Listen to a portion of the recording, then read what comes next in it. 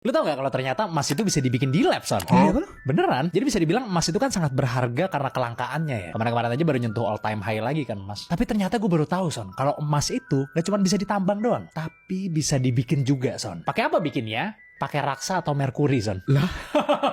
Kenapa harus pakai raksa? Karena raksa itu nomor atomnya 80, which means dia punya 80 proton. Dan emas itu nomor atomnya 79.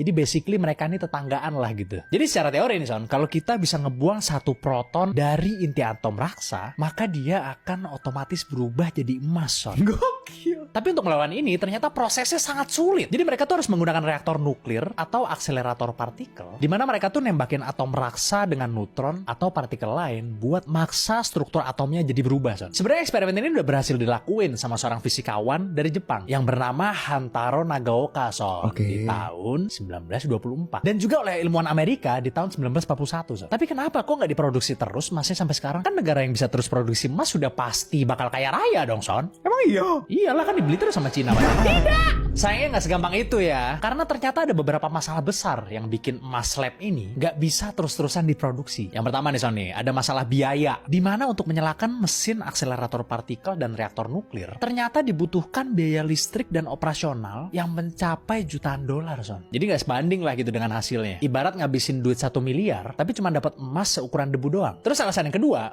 proyek ini tuh nggak dilanjut karena ternyata emas yang dihasilkan dari proses nuklir ini seringkali berupa isotop yang tidak stabil, Son. Yang artinya emas tersebut tuh memiliki sifat radioaktif di dalamnya. Malah bahaya. Malah bahaya.